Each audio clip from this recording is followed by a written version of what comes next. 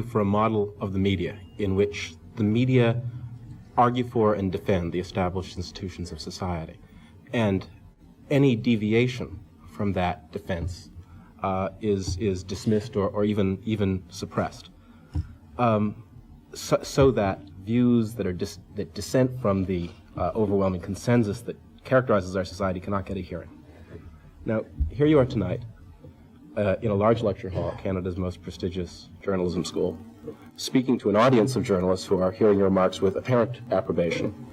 Your remarks are being broadcast on the government-owned radio network as part of the most prestigious lecture series on that network.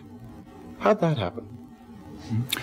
Recall that what I said was that this is a very good first approximation to the description of a complex social institution. Now, you remember that I mentioned, I'm afraid this remark may sound a little insulting, but let me try to say it without sounding that way. I specifically mentioned that in the United States, for example, if I wasn't talking about, say, listener-supported radio in a small community. In fact, as you get away from the elite centers that matter, things open up. Okay. Now, the fact of the matter is that Canada is a much more open society in this respect than the United States, and the reason is it's less important. This generalizes. I can talk this way in Belgium, in Israel, in Latin America. I can't talk, I can talk this way in the United States, but not on national radio and television because it's just too important. What people think about international affairs in Canada just doesn't matter that much to established power. If it did matter that much, Canada would close up too. If CBC then is just a small publicly funded station in some small town, looked upon in that perspective, why don't we turn to the CBC person on stage here, and Margaret Daly, perhaps you can have a turn. Well, I was intrigued by the thesis and particularly impressed by the volume of sort of factual documentation put forth to prove it, not all of, as you said, that you were about to read off to us, because that doesn't make good lecture.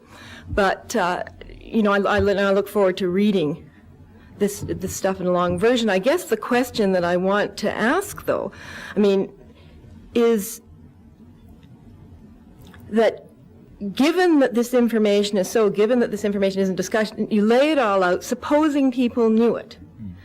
And obviously individuals do know it. Minorities, intellectuals, foreign affairs buffs, if you want to call them that. Those kinds of people can assemble all this information. Then what? It doesn't seem to make any difference, and why is that? Well, I think it does make a difference. I think it makes a lot of difference.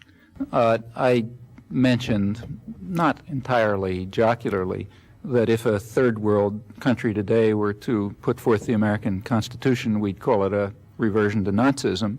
And I mentioned that that's a sign of hope and progress. There has been moral progress over 200 years. There's also been progress over 20 years, 30 years, my active lifetime.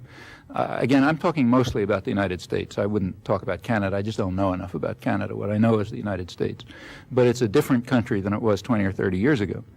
Now, elites are not different. They're pretty much as indoctrinated as they always were. Elite group, contrary to a lot of necessary illusion, elite groups, including liberal intellectual elites, did not oppose the Vietnam War. They supported the Vietnam War, supported it enthusiastically. They began to turn against it somewhat after Wall Street turned against it, and more or less for the same reasons, because it was too costly. The media were almost totally closed to critics of the war. But among the general population, this crisis of democracy did take place, and it changed the society. I think it led to probably, I hope, a permanent cultural change outside the elite centers. And the United States is just a different country than it was 20 years ago in a lot of respects. Everything from interpersonal relations to attitudes relations between men and women, to treatment of ethnic minorities, to concern over international affairs, and so on. You can see, and the reason is because outside of while the major institutions of indoctrination continue on their natural course, other modes of interaction did develop.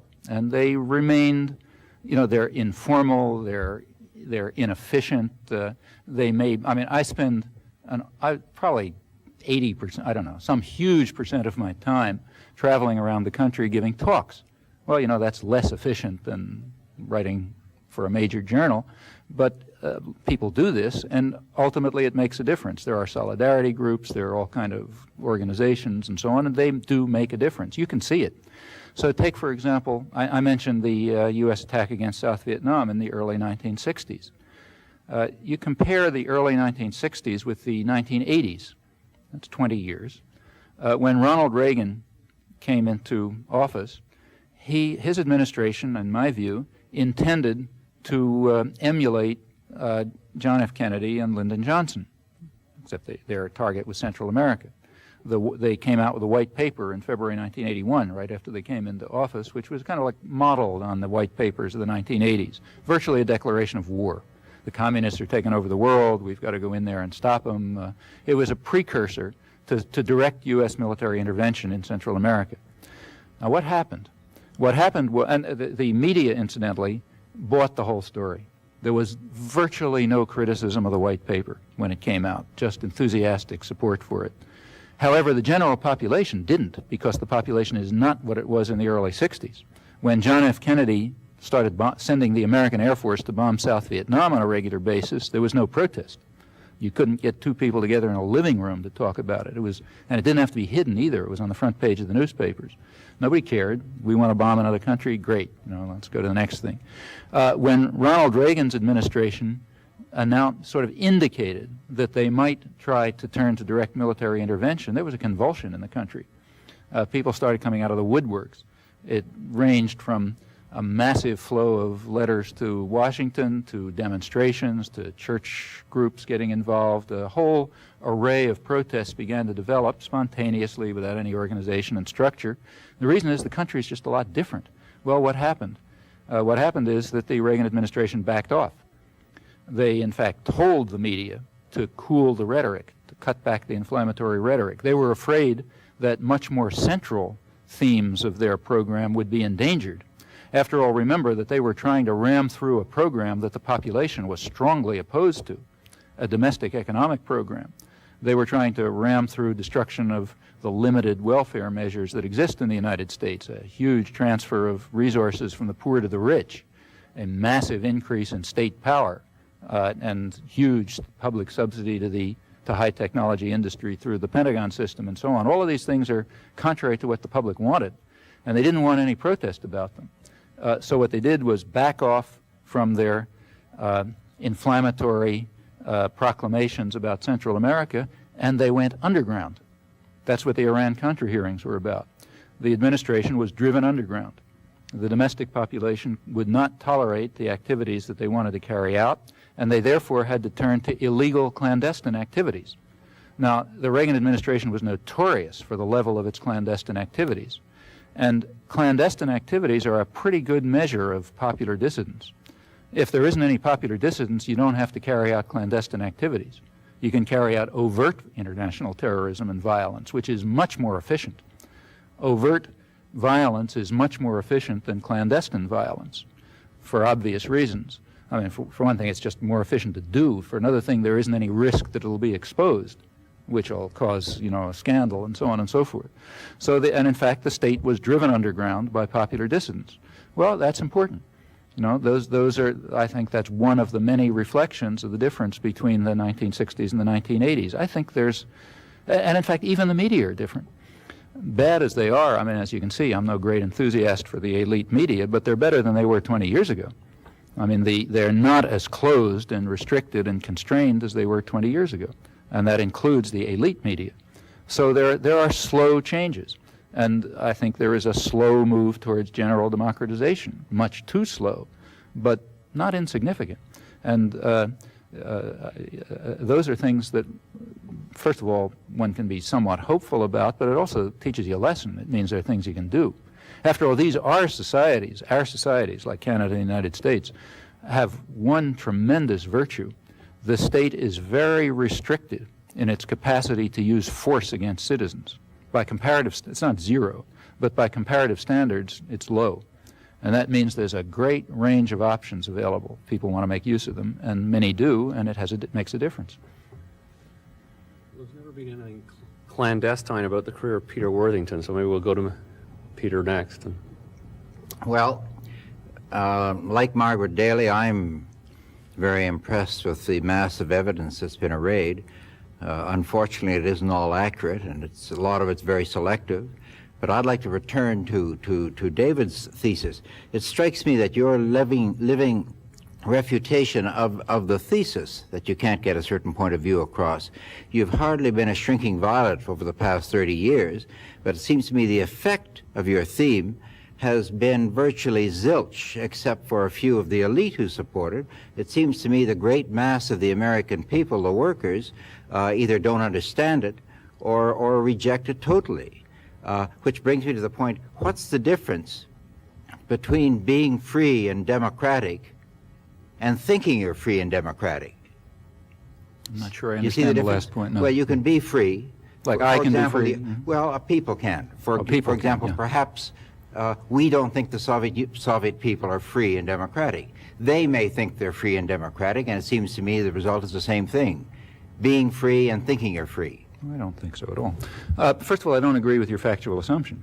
I think it's exactly the opposite of the truth. What factual? Well, what you said is that you said correctly that I haven't been a shrinking violet, and you said the effect has been zilch except for elements of the elite. The facts are exactly the opposite. The effects on the elite are zero, and the effects on the general population are not insignificant. Not just me, I'm one person. There are a lot of people doing this sort of thing, and we have much greater outreach than we've ever had before, not through the elite media. I mean, when as I said before, I travel around the country all the time. I can't accept a fraction of the invitations that come. I'm booked up solidly 2 years in advance, and I probably don't accept maybe 10% of the invitations that come in. The thesis works well for you. But see, there's a reason for that. That was not true 20 years ago. When I got started in this, I was talking to people. If I could talk to 3 neighbors in a living room, I'd consider it a good evening. You know, I was giving talks on the Boston Common where we had to be protected by the police to prevent us from being murdered. And that was going on until 1966, you know.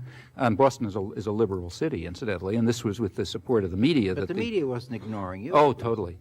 I mean, how look, come all of the in the accounts go 1960s, well, I mean, see, there are a lot of illusions about this. In the 1960s, the media were completely closed to anybody like me. That includes public radio, for example. The most liberal segment of the American media is probably National Public Radio in Boston, where I live, and I'm not unknown.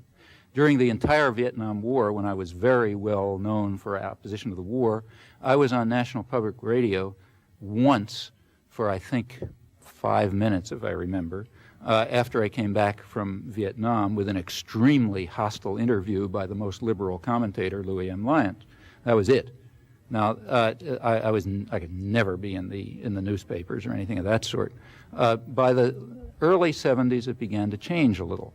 And by the late 70s, it changed more, and in the 1980s, it's considerably more. I mean, it's still very limited, but if I wanted to, I could probably at this point, say, write op-eds for quality local press, not the New York Times, but say the Minneapolis Star-Tribune or something. That was unimaginable in the 60s. Yeah, but that's the elite, surely. It's not. No, you see, but that's a reflection of, see, I think that's missing the point. The elites are about as closed as they always were. But the general population has changed, and that's beginning to affect the institutions. I mean, outreach to the general population is much easier than before. No, I mean, I gave my own experience, but other people do the same, have the same experience. You talk to much wider groups, much bigger audiences. They're much more sophisticated. I mean, in the peak of the peace movement, I was always cutting corners. I would never say what I thought. I never talked about the U.S. attack against South Vietnam in the 1960s, even in student activist groups, because they wouldn't know what I'm talking about. Nowadays, I never talked about institutions. I never criticized. Today I talked a little about capitalist democracy. I'd never talk about that kind of thing. In the 60s, it was just too exotic, But now the things that I don't cut any corners anymore anywhere. I can be giving a talk in eastern Kentucky or, you know, central Iowa or something else, and I say exactly what I think, and people generally understand it. They may not agree, they may be surprised, but they want to listen and they want to think about it. Those are changes outside of the elite circles. And they all go and vote Reagan, and now look like they're going to vote Bush. See, but I think that's a misunderstanding. Let's take let's take a close look at the electoral system. First, let's take Reagan, for example. Ronald Reagan is called a very popular president by the elites, but the fact is quite different. Ronald Reagan's popularity, the United States is a very heavily polled society. The reason is that business likes to keep its finger on the public pulse. If you're trying to control the public mind, and that's one of your main commitments, you want to know what people are thinking. So there's very extensive public opinion surveys, and you can learn a lot from them. You have to be cautious, but you can learn a lot from them. Well, let's take Ronald Reagan. Turns out that his popularity is roughly the norm for presidents. It goes along, the president's popularity is usually very closely predicted by, the popularity of the president is predicted rather well, within a few percentage points usually, by people's perception of what's happening to the economy. If they sense that the economy is improving, they say they like the president. If they sense that the economy is going down, they say they don't like the president. The reason is that people generally treat the president as being something like the flag, you know, nothing that they have anything to do with, just some symbol of authority up there. Most people understand that they're marginalized and out of the system. And Reagan's popularity has gone along pretty well that way. Furthermore, you take a look at the so-called landslide victories of Reagan. Let's say take 1984, what's called a landslide victory. Reagan won about 30% of the electorate. That's called a disaster in most industrial countries. It's rather more than FDR got. No, it's not. The voting percentage was much higher at that period, and it's been declining ever since. Been declining regularly since the 1890s with slight fluctuations, and it's still going down. It's now about a little over 50% for presidential elections, and the last congressional elections was about 37%, I think. This is a regular process of decline. Furthermore, more interestingly, if you look at the exit polls in the 1984 elections, that is the polls that were taken of voters, not of non-voters, you find that by about 3-2 they opposed Reagan's policies. That is, when people were asked, do you hope that Reagan's legislative program will be enacted? By about 3-2, people said no. If you looked at, that means that people were voting against interest. Now, what does that mean? Are they crazy? No. There are other results that explain what it means. The Gallup poll asks every year, polls the general population on the question, who do you think runs the government? And you get a series of options. The answer, the government is run by a few big interests looking out for themselves, gets a little over 50%. Okay? And we could go on, but put all this together, and here's what you have, I think. Here's the picture you have. Apart from elites whose job it is to be indoctrinated, they're, after all, the purveyors of propaganda and its main targets. You get away from elite circles, which are usually the most indoctrinated circles, and get to the general population. What you have is a lot of skepticism, a sense that this system has nothing to do with me. Somebody else is running it. Most people, if you participate, it's a formality. And when you participate, it's just a patriotic gesture. The Reagan phenomenon is very interesting in this respect. I think it gives a kind of a foretaste to where capitalist democracy is going. You know, the United States is more advanced. We're ahead in the game. Others will get there too. Most of the population, I think, regarded Reagan as a symbol. You vote for Reagan the same way you say, I feel good about the country, or I like the flag, or something like this. It's as if you were voting for the Queen of England. I mean, the Queen of England may open Parliament by reading a speech, but nobody cares whether she believes it, you know, or whether she even understands.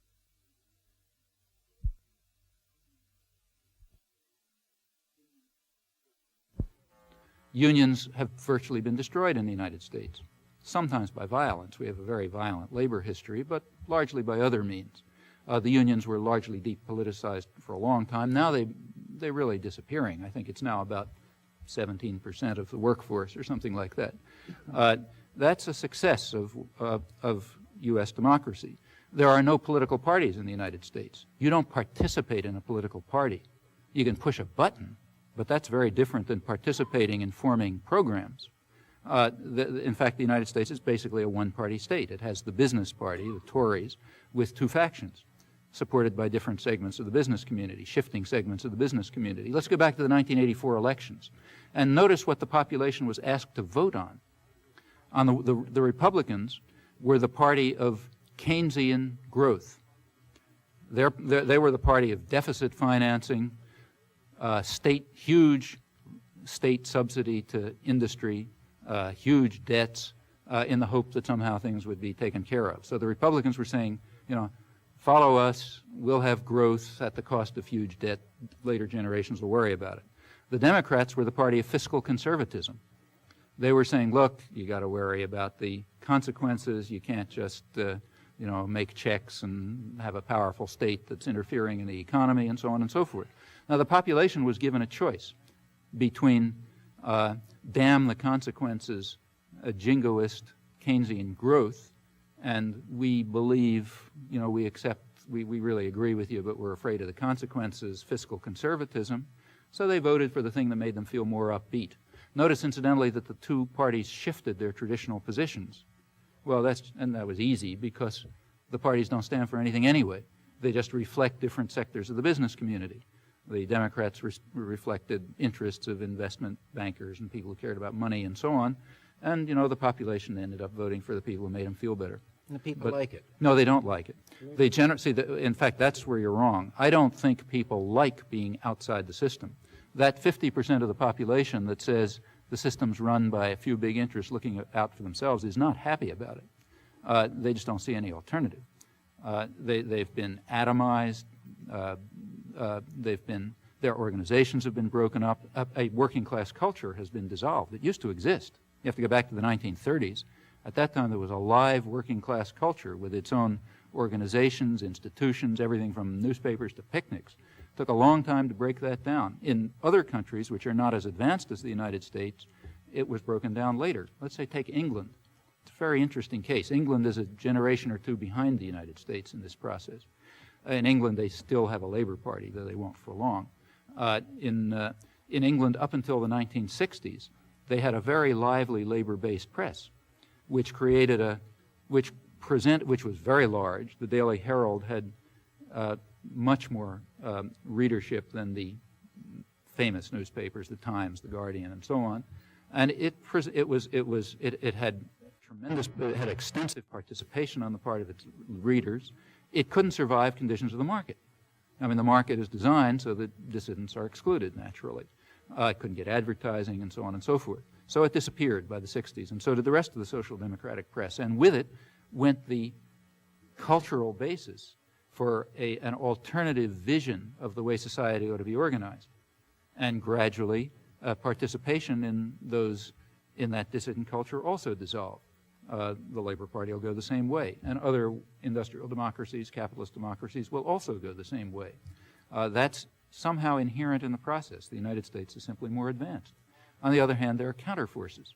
So while the classical organizations and institutions have dissolved, others are developing.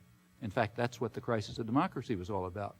People do find ways to get together. The United States is very interesting in this respect. You'll take a look at U.S. politics, real politics. I don't mean the stuff the Democrats and the Republicans, things that actually, involve people in action that could affect policy, like solidarity work and so on, or ecological issues or whatever.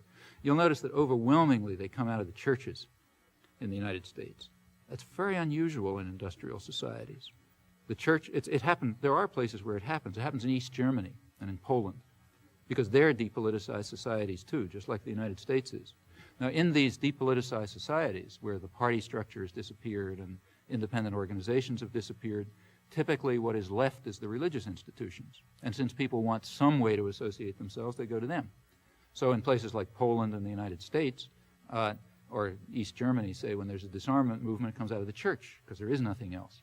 And the United States is not unlike that. I mean, the structures are different, the methods are different, and so on, but you see some of the same phenomena coming out for the same reason. And I think what it shows is that people want to be free and don't like the fact that they have no way to do it. I should have known better than to give the ball to Peter before I got around to we got around the whole table.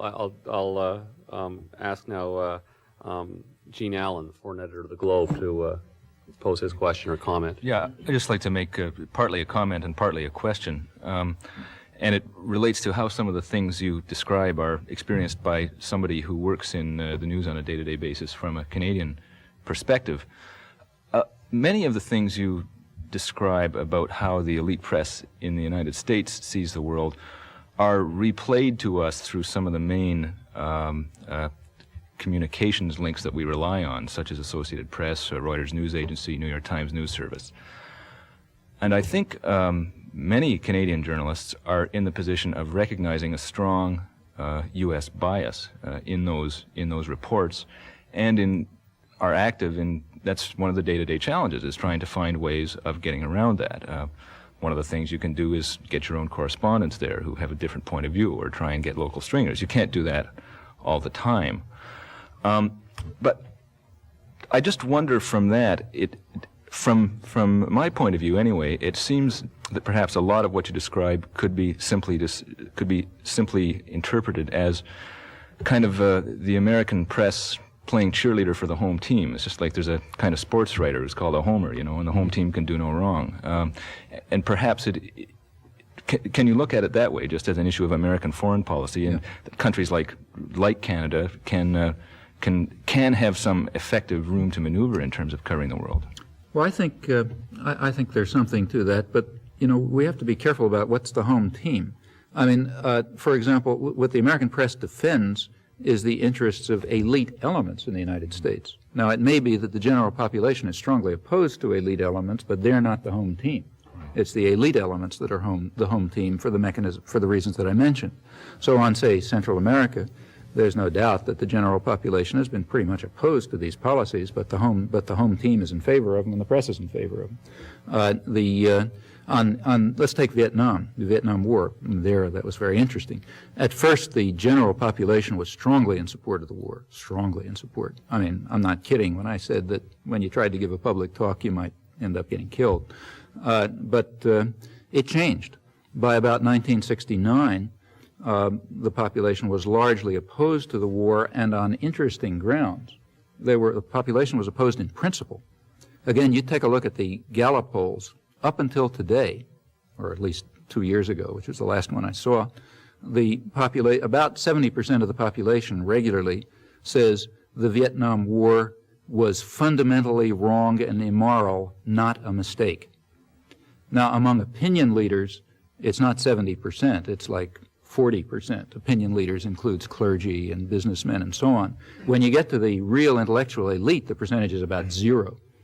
There's even at the peak of opposition to the war, like around 1970, the real intellectual elite, as picked by various standards, was of course opposed to the war. So was everybody, including Wall Street, but because it was just not paying anymore. But they were opposed on pragmatic grounds. It wasn't working, it was too costly, it was maybe too bloody, and so on.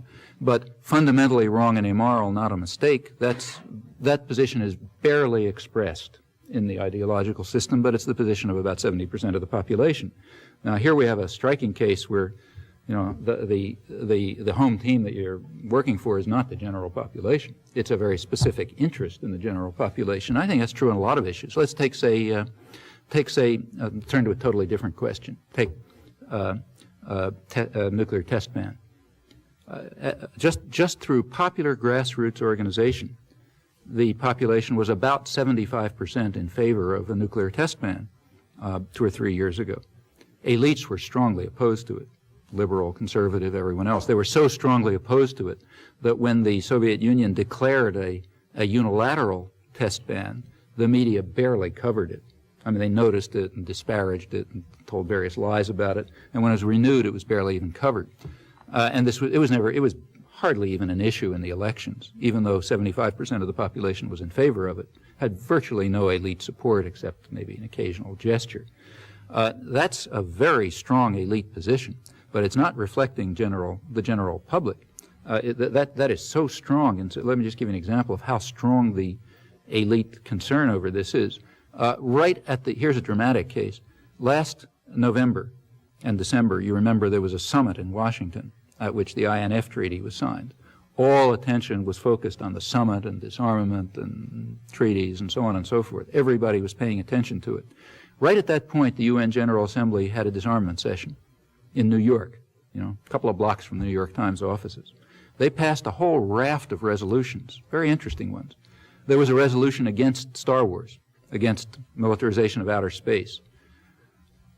Don't hold me on the numbers. I'm reporting from memory, but it was something like this. I think the vote was about 154 to 1 in favor of against militarization of outer space. There was a vote on creation of new weapons of mass destruction. The vote was something like 135 to 1. There was a comprehensive test ban vote. It was about 140 to 2. The one, of course, was the United States. This time France came along. There was some other similar issue. The votes were like 140 to 3. On some of them, England came along with France and the United States. Mainly, the United States was in isolation against the entire world on these issues. Well, these were never even reported in the New York Times. Literally not reported, or the Washington Post, as far as I know, or anywhere. I never saw them anywhere. Maybe if you looked at some local newspaper, you could find them. I don't read every newspaper in the country, but certainly the general population was not allowed to know about these things. And the reason is that these things happen to accord with the interests of much of the population. Even without any elite support or institutional support, much of the population is opposed to the mainstream policies. This shows up even on domestic issues. For example, let's go back to the Reagan landslide. Throughout the 1980s, there have been extensive polls on the Reagan policies, and the population has opposed them strongly. When the population is asked, would you prefer spending on the military or on medical care, by large proportions, depending on how the question is asked, proportions like 4 to 1 or 7 to 1, the population is in favor of social programs.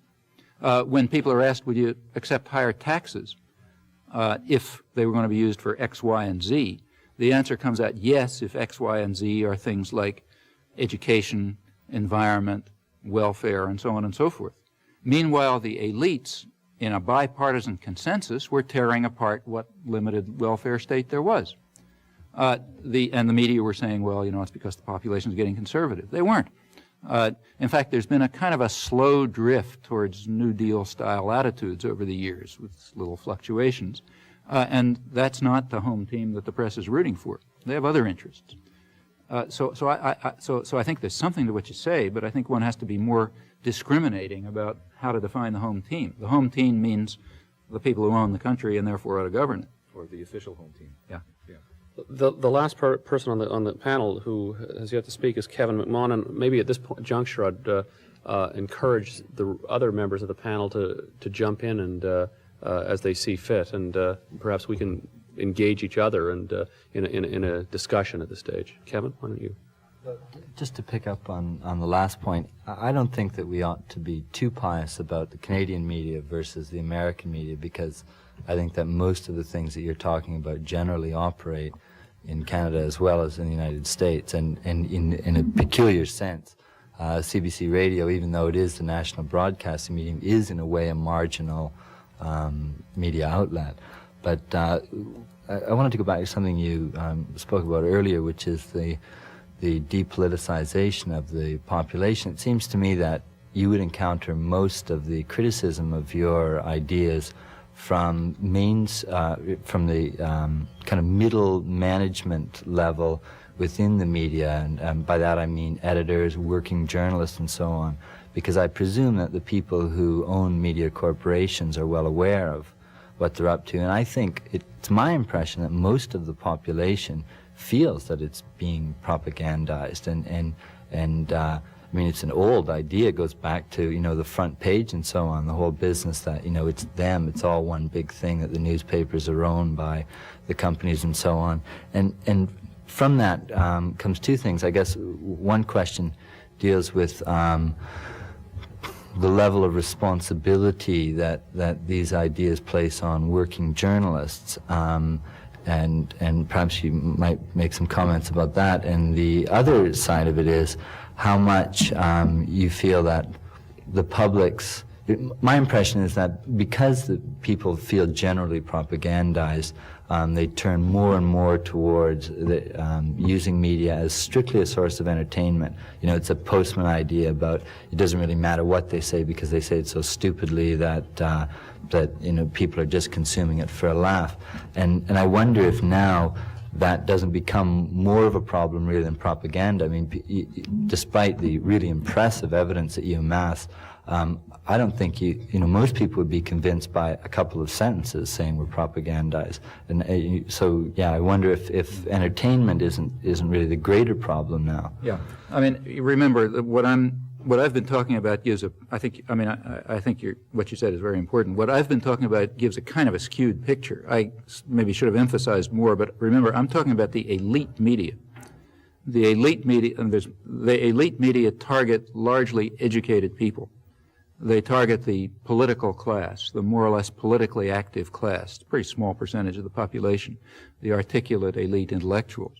And that's the kind of propaganda I've been talking about, and that's only a small part of the system. Things have to be done for the rest of the population, too. They have to be marginalized, but they're not going to be marginalized by telling them lies about foreign policy, because just as you say, they don't believe most of what they read.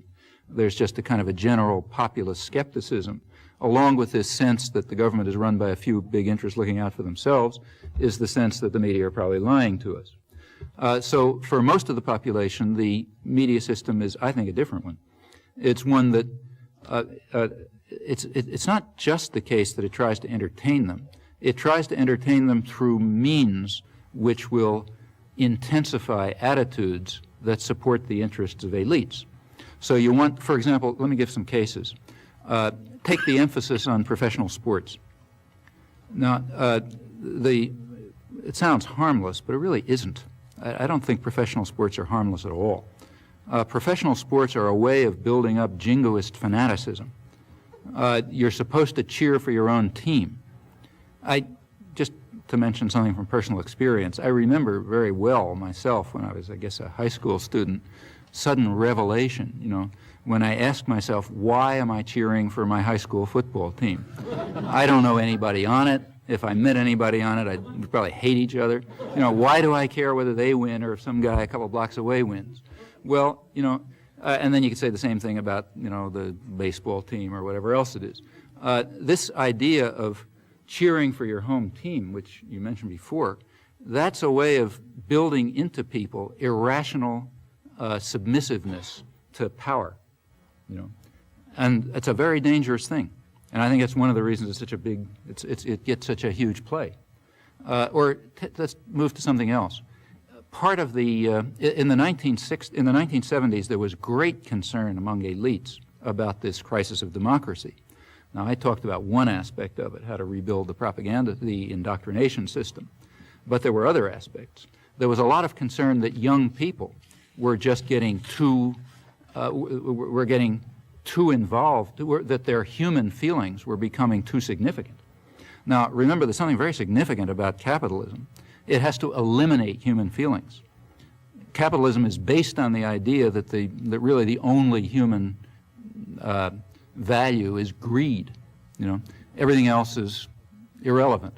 Now, the capitalist system has not been able to achieve 100% success. It hasn't gotten to the point where, let's say, inside a family, people the children try to steal food from one another or something like that. There's still other human emotions that still exist. But the structure of the system is to make greed the only serious emotion, and everything else has got to be subsidiary to it. Notions like solidarity and community and concern and all these things that people feel.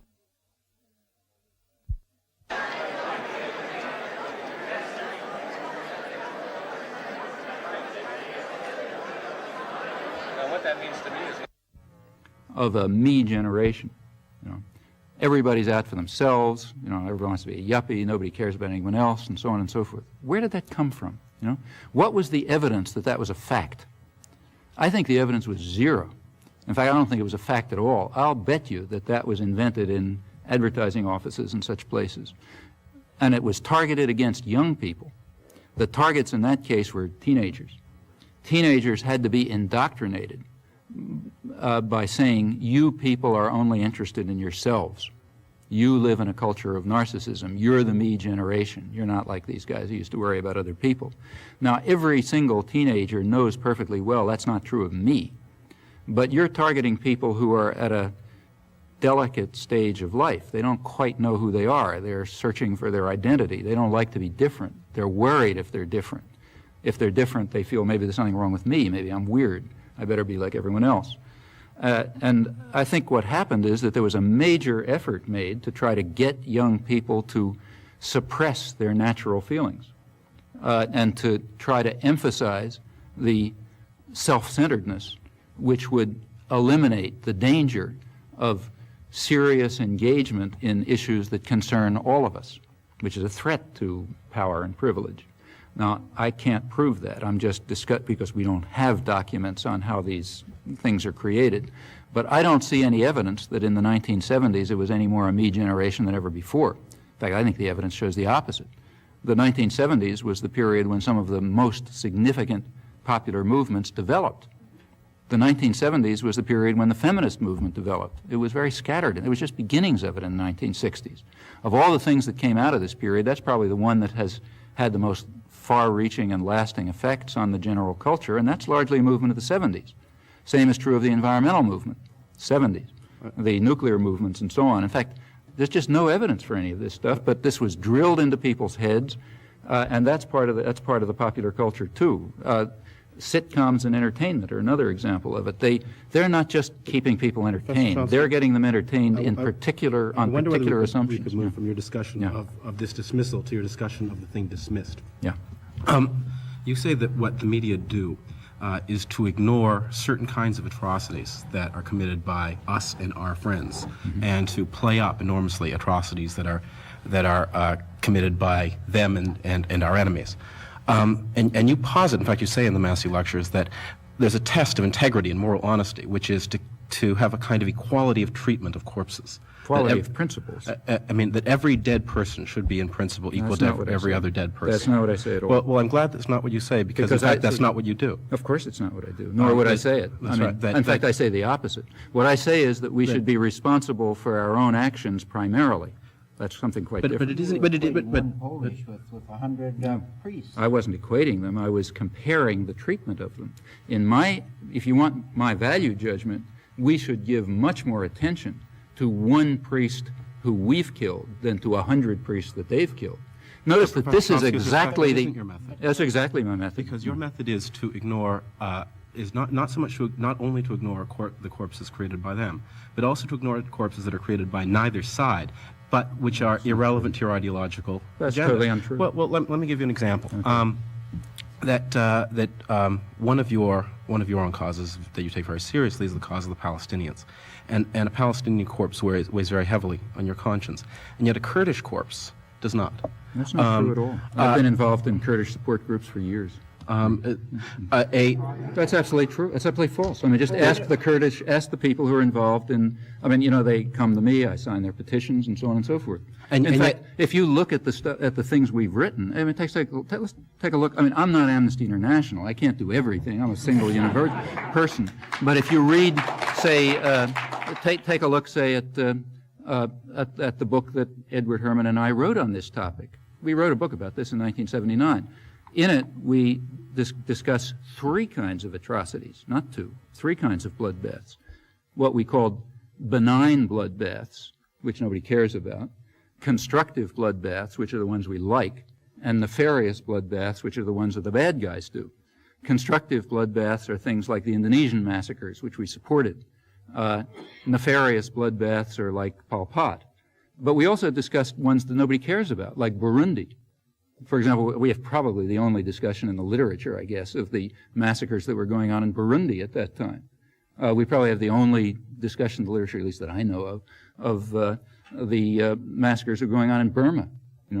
Now, in fact, not only is what you say not true, but it's the opposite of the truth. We went out of our way to find the kinds of bloodbaths that are just ignored because nobody cares about them. Now, again, let me stress, I'm not Amnesty International. I do not have I don't have the ludicrous egotism which makes me the arbiter of all atrocities over the world, right? I'm not trying to give an A to this country and a B minus to this country and so on. The principle that I think we ought to follow is not the one that you stated. It's the principle that we rightly expect Soviet dissidents to follow. Okay, what principle do we expect Sakharov to follow, let's say? What lets us decide whether Sakharov's a moral person? I think he is. Sakharov does not treat every corpse as does not treat every atrocity as identical. He has nothing to say about American atrocities. And when he's asked, he says, I don't know anything about them, I don't care about them. What he talks about is Soviet atrocities, and that's right, because those are the ones that he's responsible for. Just as in, it's a very simple ethical point. You're responsible for the predictable consequences of your actions. You're not responsible for the predictable consequences of somebody else's actions. Now, we understand this when we're talking about dissidents in the Soviet Union, okay? But we refuse to understand it when we're talking about ourselves for very good reasons. Commissars in the Soviet Union don't understand it about dissidents. Commissars in the Soviet Union attack Sakharov and other dissidents because they don't talk about American crimes, right? We understand exactly why that's just hypocrisy and cynicism when they do it, and we should understand the same when we do it. Now, the fact of the matter is that I spend a fair amount of effort on crimes of official enemies. There are a fair number of people in the United States and Canada from the Soviet Union and Eastern Europe who are there because of my personal activities on their behalf. But I don't take any pride in that particularly. I just do it because I'm interested in it.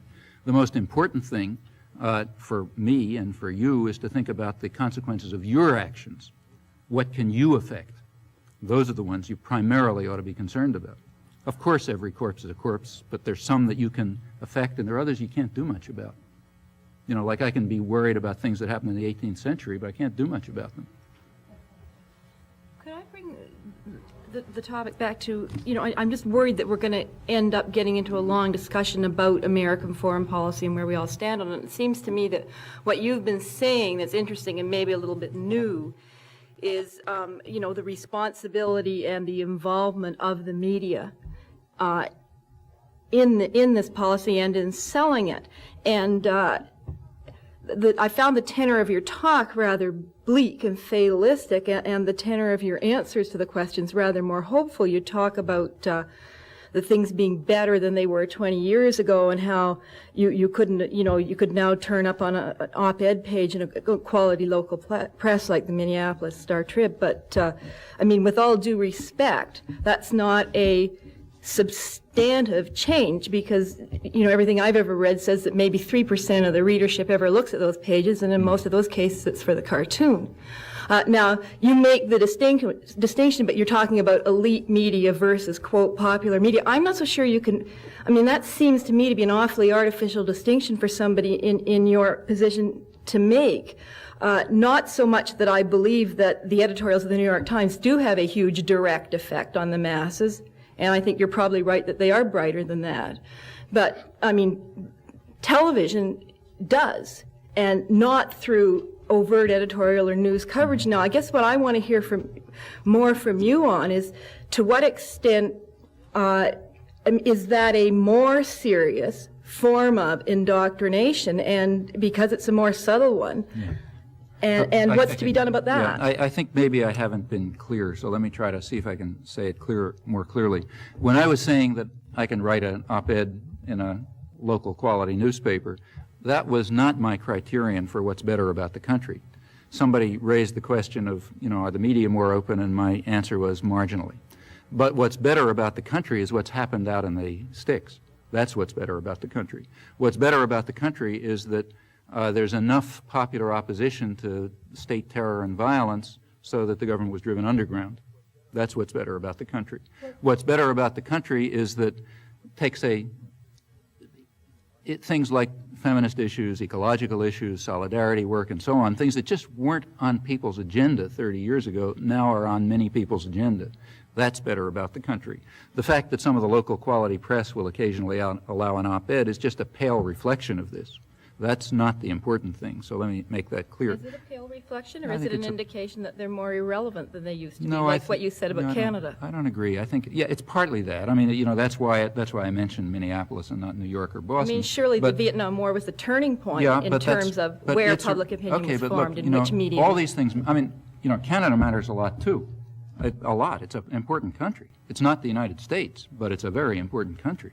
And it's not, everything or nothing. I mean, we're all at some, level of ability to exert influence. And what happens out in Iowa is very important. I'm very happy that the church groups have changed. They're not supporting violence and atrocities the way they once were. They're now, to a large extent, opposing them, and that's important. They reflect what's happening among a large part of the population.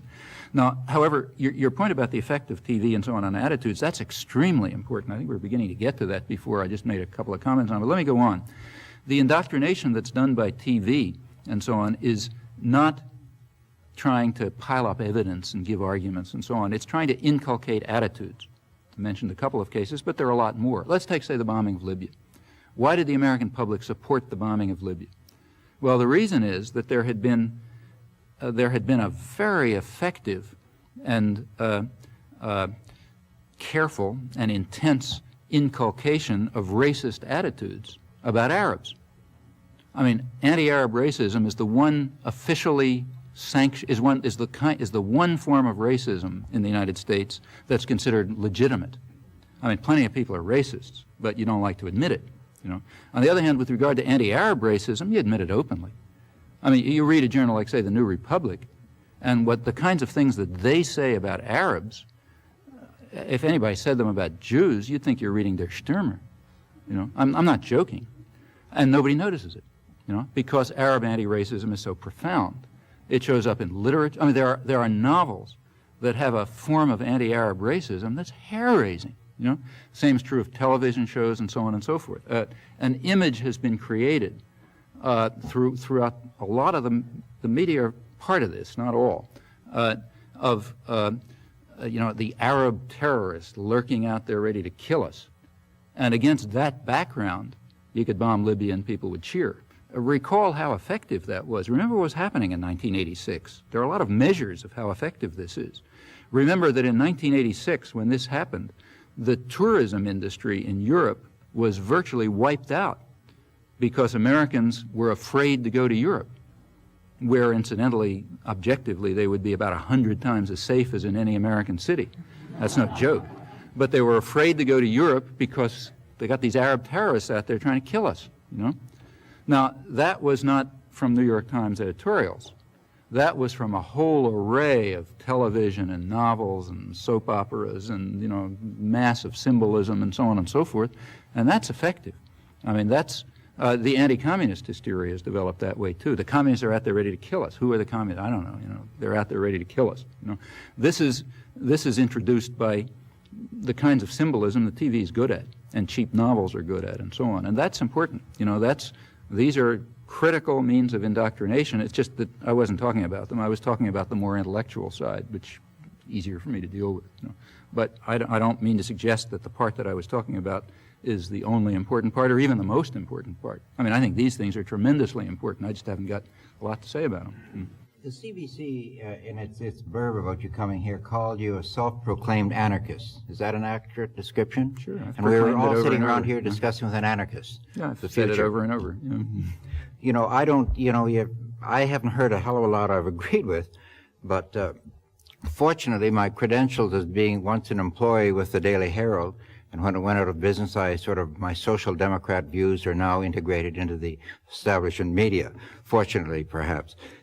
Your talk of the Vietnam War, the turning against it, and you said for moral grounds because it was an immoral war. On the general population, not the elites. My view would be that the public turned against it, regardless of the point that I think it was a mistake, but I think the public turned against it primarily because it was a losing war. And can you give me any indication of a winning war that's been unpopular? Well, can I give any indication of a winning war that's unpopular? See, quite honestly, I think the Vietnam War was a winning war from the United States for the United States. It didn't look like a winning war from where we were. Well, see, but that's that's indoctrination. We're propaganda. That's again. indoctrination. Oh, yeah, I see. See, in order to decide, let's be careful. That's fine. Let's be careful. To decide whether a war is a winning war or not, you have to figure out first why it was fought, right? That's what tells you whether it was a winning war or not. There's a variety of ways to tell it's winning. That's right. There are a lot of ways but one of the ways, if you're logical, is to ask what were the goals of the war and were those goals achieved. That's the way you decide whether a war is a winning war, right? If we do that, we're not going to do this in 1 second, but let me again just talk methodologically, because there's no time to go through the whole story. You can look up the documents. There's elaborate documentation on the background planning for the Vietnam War, elaborate documentation on the high-level planning. And the main concern all along was that independent nationalism in Vietnam might be what was called a rotten apple that would infect the barrel. It might have a demonstration effect throughout the region, very much like Nicaragua. And there's a way you deal with that. The way you deal with a virus that might infect the region, the virus in this case being independent nationalism, the way you deal with it is by destroying the virus and inoculating the region from the spread. Now that was done. The Vietnam War had a dual character. You had to destroy the possibility of independent development in Vietnam, and you had to create around brutal military dictatorships which would prevent the spread. And both of those things were done reasonably effectively. Part of the Vietnam War was the support for the Indonesian massacres in 1965, a very significant part. Part of the concern over Vietnam was that it would encourage the growth of independent politics in Indonesia, where you had a huge mass-based, peasant-based communist party, and success in Vietnam might have spurred that on. In 1965, that party was wiped out with the slaughter of maybe 700,000 people to enthusiastic support in the West, I should say. That was part of the inoculation of the region. Same happened in Thailand, same happened in the Philippines with the Marcos coup, all around the region. Meanwhile, Vietnam was sufficiently destroyed, so the chances of it being a model for anyone else are very slight. I mean, Vietnam will probably barely survives. You know, it's suffered the kind of fate that there's nothing to compare with in European history back to the Black Plague. You know, it'll be a century before they even recover, if then. So that's a partial victory. It's in terms. So here you didn't have a total victory. They didn't get their ultimate goal. You know, if you call success only achievement of every goal, even the minor ones, then it wasn't a victory. But if we give an accurate assessment, it was a partial victory. Partial defeat, partial victory. They didn't reabsorb Indochina back into the American system, but they prevented it from being the threat of a good example. In this respect, the American war in Nicaragua is also